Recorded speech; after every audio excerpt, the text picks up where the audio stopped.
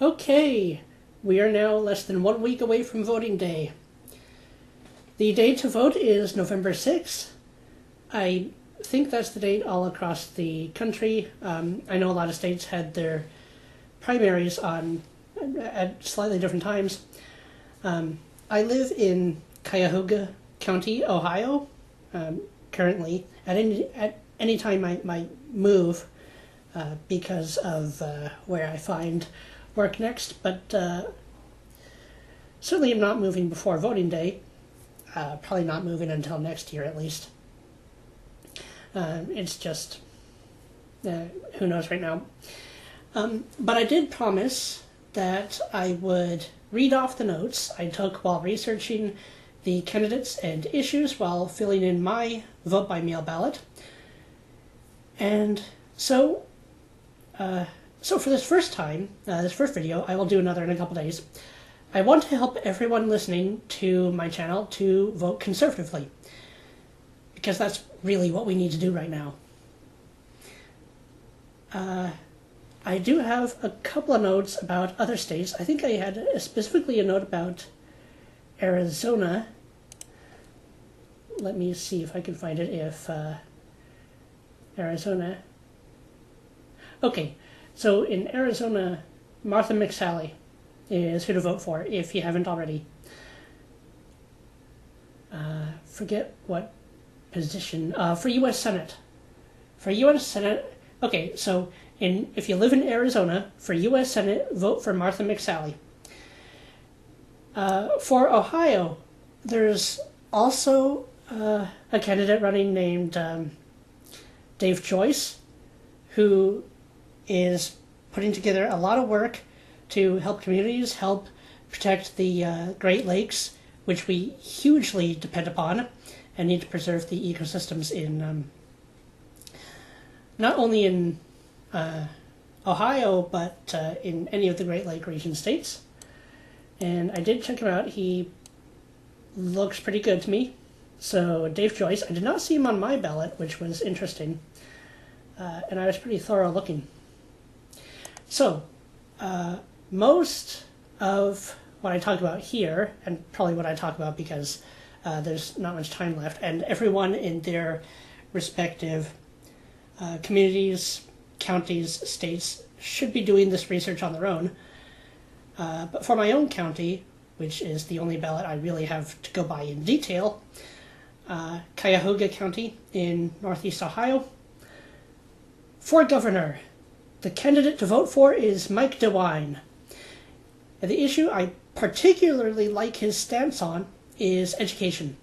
He is aiming to reduce standardized testing, which I think we can all agree is a terrible burden on our children. Now, I do think we should also work towards privatizing the schools and getting the government's hands off our children and reducing homework, while increasing the time and space for recess and play once again. And we can work towards that step by step. First, let's get rid of the standardized tests. We can have other tests if we want. I always hated tests in school, but oh, there's my kitty Blackberry. But we also need to free up children's and teenagers' space to be young and play and interact and negotiate without the strict structure of school. And we will talk about how to do that step by step.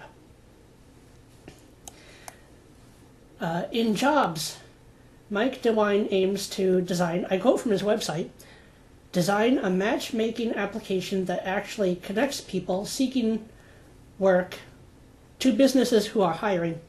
And this is described to mean work to connect businesses to people suited for the jobs that they need filled, and help those looking for work to find work more quickly and efficiently. A lot of us, I know, have been looking for work for a long time with varied success or not much success, myself included. I am doing a lot of volunteering with my museum, trying to build up my resume. I help with event days. I'm putting together that volcano presentation I mentioned a couple of videos ago. I'm trying to get a couple businesses started, including my realist ecology website and podcast, which I do have more to talk about on that. I will write another article. I just got the November issue of Smithsonian Magazine that I don't know why it's talking about World War II. We have been hearing about that since we were all in elementary school, but they do have an article about the ecology of the American Midwest, which is very interesting. So I will talk about that.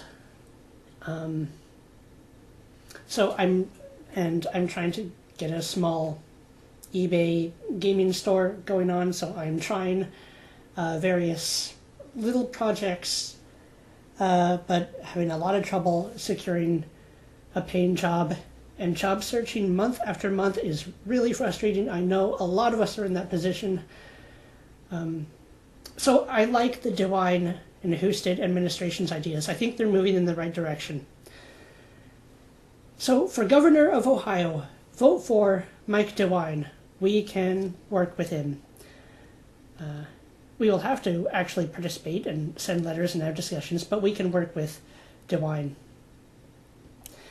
Next will be Attorney General, and I say definitely go for Dave Yost. For Auditor of State, select Keith Faber. For Secretary of State, choose Frank LaRose. I think that's his name. Yes, in my notes, Frank LaRose. For Treasurer, the best choice is Robert Sprague, or Sprague. How do they pronounce some of these names? And for U.S. Senator of Ohio, choose Jim Renassi. I know I'm not giving a lot of detail as to these choices. There's a whole lot of representatives. There's a whole lot of justices of Supreme Court, of Court of Appeals. If my followers, viewers, and subscribers would like, I can make a video going into detail about why the candidates I chose are the best choices, and I will go further along, talking about who I chose for each. I won't do that today. I have other stuff to do today and to prepare for Halloween night. For now, I would like to spend some time talking about three discussions that recently took place. One just today that I did not expect to encounter, but was very revealing on a lot of things. One that I watched this morning on YouTube, and the other I took part in was a written discussion on Quora, actually, which I take part in. I will even leave a link below so you can see the page of the discussion I took part in. And all of these are somewhat related. Yesterday morning, I was watching the YouTube video of the conversation between Fox News host Laura Ingraham and President Trump. That talk took place on Monday before Trump traveled to Pittsburgh to pay respects to the Tree of Life Synagogue and to the victims of its recent massacre. I highly recommend you watch this interview. I will put a link to it in the video description below. President Trump is very kind and reasonable in that discussion. In that talk, Ingram confronts Trump about his use of the term enemy of the people, among other things. Enemy of the people in reference to the mainstream media. And what Trump says is that when he calls them that, what he is referring to is the very blatant bias that the networks, apart from a couple of them, Fox News is better. The alternative media, such as the Daily Wire and Freedom and Radio, are significantly better. But the bias that most of them have against Trump, and I see this every time I go to the library, in the magazines, in the newspapers, the bias and the slander against Trump that have continuously ran with stories that falsely accuse Trump of things that he was not involved with, inciting violence that he did not incite, when they call him a racist, a fascist, a sexist, a Nazi, a white supremacist. Pretty much the same things they call many of us. Each time we raise legitimate questions about where the country is going and what choices we actually have. Which is why the unfair attack on not only just Trump's character, but the same attacks and slanders we all get, is so clear to us as personal assaults without justification. And it's not that we're getting sick and tired of that. We've been sick and tired of that for a long time. While Ben Shapiro does rip into Trump for calling the media the enemy of the people, for using that term, saying the media jump on that every time, he also says that every time the media treat Trump as their enemy, treat him as the horrible person and terrible president that he is not, they are both not helping their case, and they are losing the battle of arguments against President Trump because their anti-Trump bias is so obvious to the American public that it does massively discredit the media in the eyes of the people. And the mainstream media still can't wrap their heads around this, which is why they're clueless about why people don't trust them. While I can see the argument that he shouldn't be using that term, that he shouldn't be calling the media the enemy of the people, those mainstream news channels, web journals, magazines, etc., I just give examples of, have not been acting like they're just innocent victims of his rhetoric. If you remember, throughout the entire year of 2017, they spent the entire year running a story of Trump colluding with Russia based on, remember this, the Steele dossier? A document specifically put together by the anti-Trump FBI and funded by Hillary Clinton on rumors and unverified stories, put together on only rumors and unverified stories, that was brought to the FISA courts and presented as reliable evidence when it was not. Which means the FBI and the media ran a gigantic and blatant lie to both the courts and the American people in an attempt to discredit Trump's fair victory in the 2016 election, which, I view as a massive betrayal of the people's trust and unforgivable. Just this past weekend, the media tried to portray the rabbis at the Tree of Life synagogue that was invaded by the gunmen who murdered the elderly community members in cold blood. Media said that the rabbis said Trump was not welcome in their synagogue, when the truth was the opposite. He was very welcome to come share his condolences. This is why he was traveling to Pittsburgh the day after this conversation with Laura Ingraham took place. Another lie to us all. Remember this one? Time magazine. I saw it in the stores.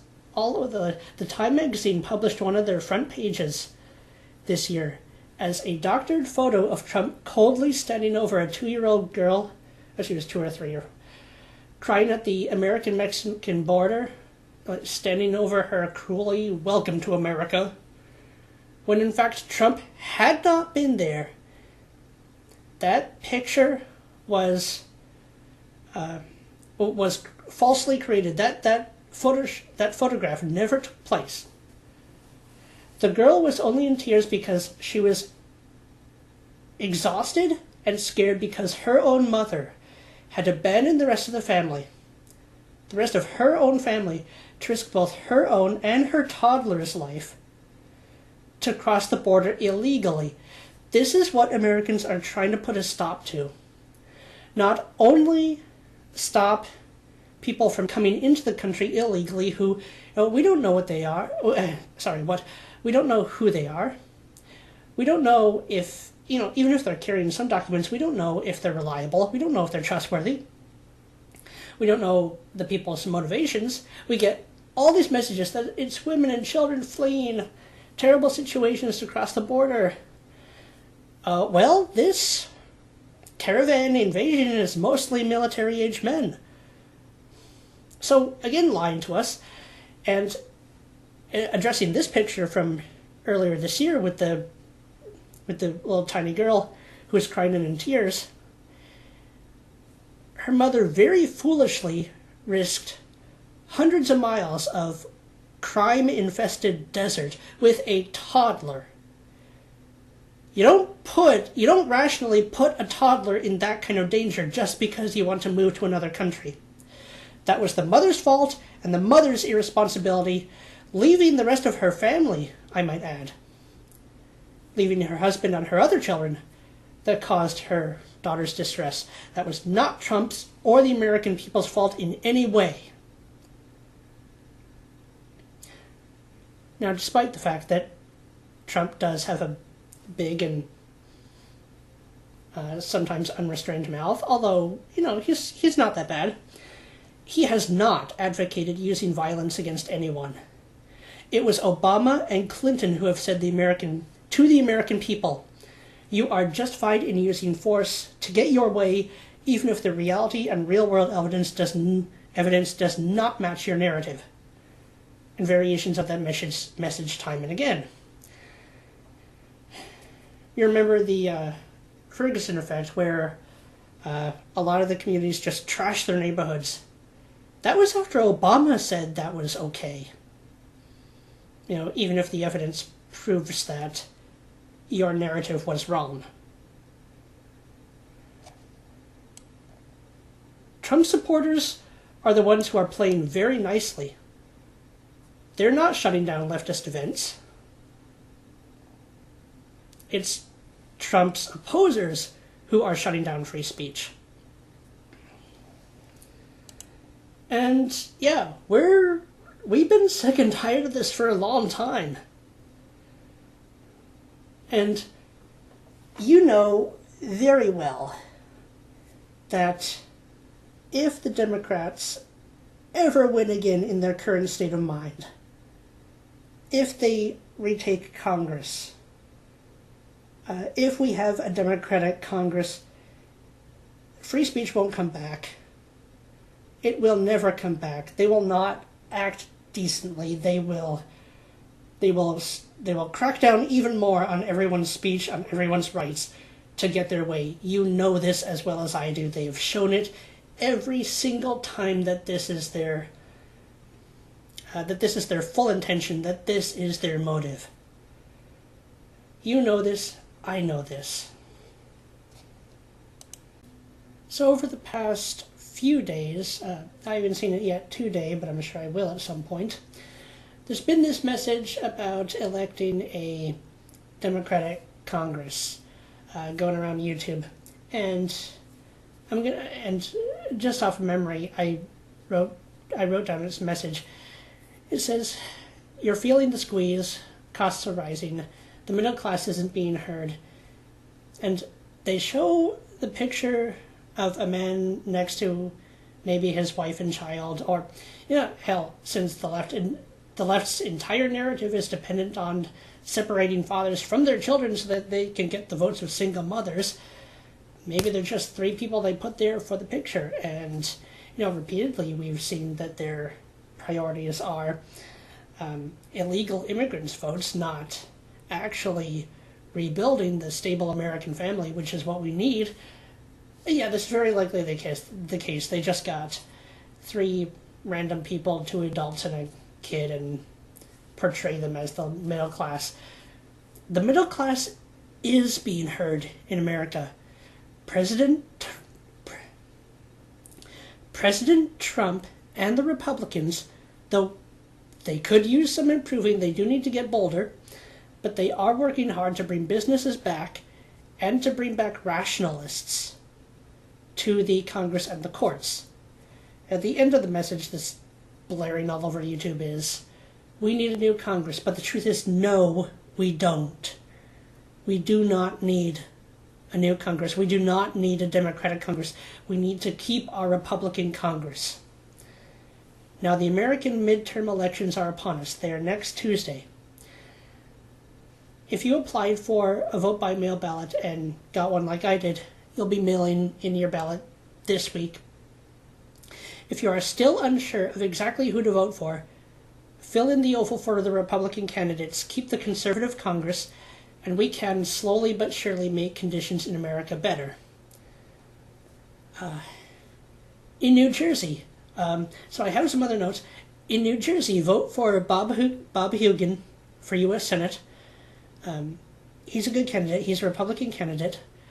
Not sure how to pronounce his last name, Hugin or I know. There's a good show just put out by Andrew Klavan, the Democrats' morality scam. Sorry, my tongue is a little all over the place. It's still really early in the morning where I am. I'll put a link to that below as well. In Florida, vote for Ron DeSantis for governor of Florida. Ron DeSantis for governor of Florida. In New Jersey, Bob Hugin for U.S. Senate. In Ohio, for governor of Ohio, Mike DeWine. For U.S. Senate in Arizona, vote for Martha McSally.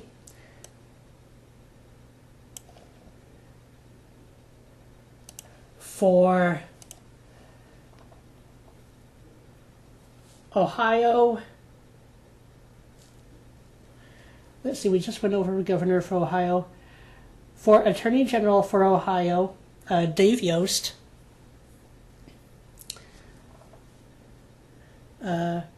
For Ohio House of Representatives in the 6th District, vote for Jim Trackus. And I will be back with more. This is Kester Auditorial. I will see you in a bit.